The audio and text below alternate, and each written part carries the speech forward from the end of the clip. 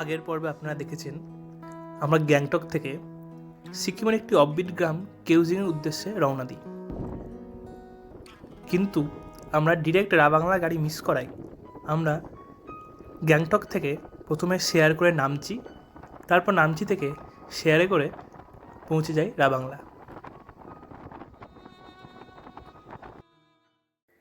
নামচি থেকে যে শেয়ার গাড়ি করে আমরা রাবাংলা পৌঁছলাম তাকে একটু রিকোয়েস্ট করতেই আরও 50 টাকা এক্সট্রা নিয়ে তিনি আমাদের রাবাংলা বুদ্ধ পার্কের সামনে নামিয়ে দিলেন। তো আপাতত আমরা আছি বুদ্ধ পার্কে, তথাগত সাল এখানে যেটা বলা হচ্ছে সেটাতে। আমি আগেও এসেছিলাম, এখানে আমার দ্বিতীয়বার।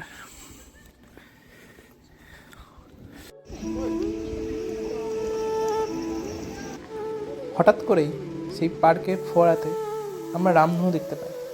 এটাকে রামধনু বলা ঠিক হবে কিনা জানি না, বাট সুন্দর লাগছিল।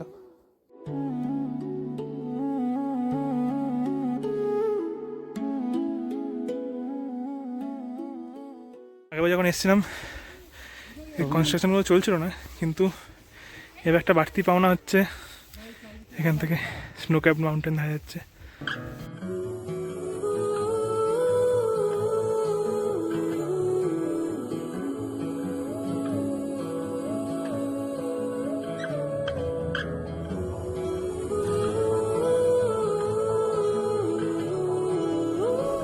বুদ্ধ পার্ক দেখা শেষ হয়ে গেলে আমরা আজকে আমাদের শেষ গন্তব্য কেউজিংয়ের উদ্দেশ্যে রওনা দিলাম।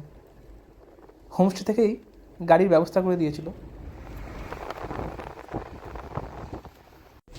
এটা হচ্ছে আমাদের হোমস্টে, এখানে সিঙ্গেল আছে, ডবল আছে। এটা হচ্ছে আমাদের রুম। একদম প্রপার হোমস্টে যেমন হয় আদ্যপান্ত সেরকম। আর এইখান থেকে ভিউ দেখা যাবে, আপাতত মেঘে ঢেকে আছে, সকালবেলা হয়তো এখান থেকে দেখতে পাওয়া যাবে রেঞ্জ। আর দূরে এইখান থেকে রাবাংলা দেখা যাচ্ছে। আমরা এখন এলাম বুদ্ধ পার্ক থেকে, তো ওটা দেখা যাচ্ছে, তাই না? বেড, আমাদের হোটেল হোমস্টে থেকে দেখা যাচ্ছে। এটা হচ্ছে মাউন্ট নার্সিং, পান্ডিম, কাঞ্চনজঙ্ঘা যে রাইট সাইডে পিক সেগুলো। আর এইখানে হচ্ছে এই দেখো বুদ্ধ পার্কে বুদ্ধ দেখতে পাচ্ছি জানি না, এটা হচ্ছে রাবাংলা। এটা হচ্ছে হোমস্টে আমাদের, এটা নতুন তৈরি হচ্ছে পাশে। এইখানে আমরা থাকছি হচ্ছে এইখানটায়।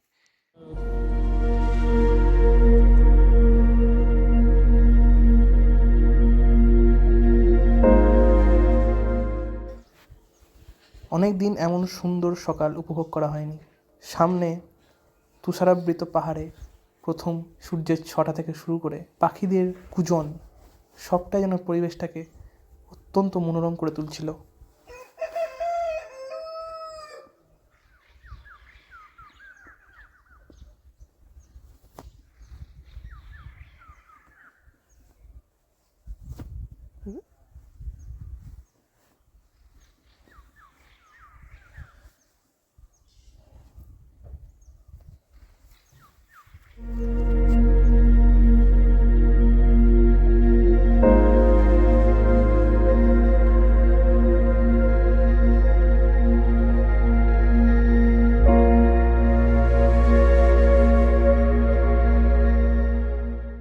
আমরা এখন হাঁটতে পেরেছি কেউজিং গ্রামে সকাল সকাল।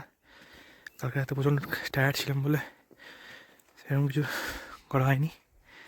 আজকে সকাল সকাল বেরিয়েছি।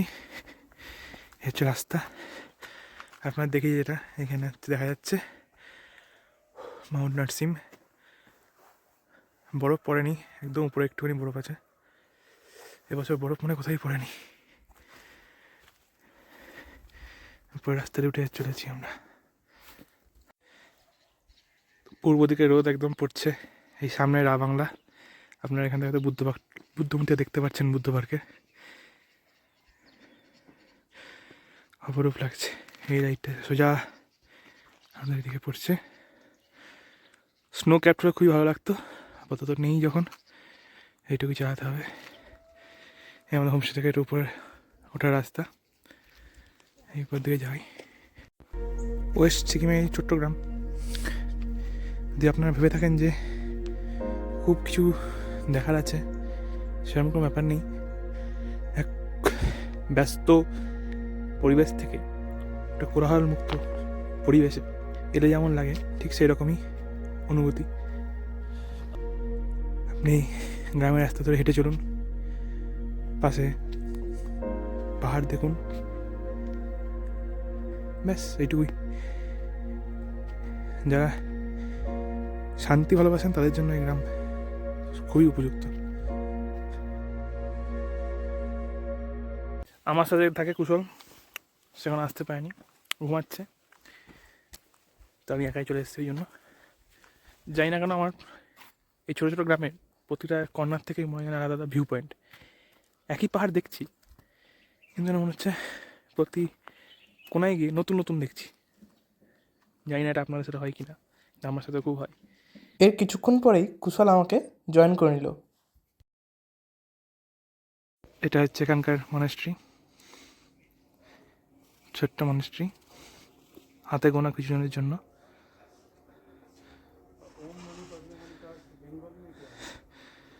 আর এদিকে লেখা আছে প্রেয়ার ফ্ল্যাগস।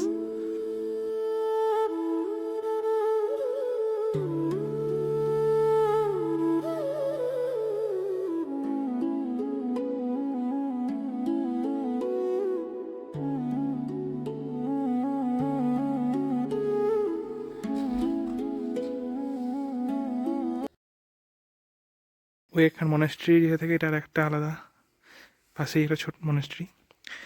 মনেস্ট্রি অনেক বড়, প্রচুর বড় এরিয়া জুড়ে।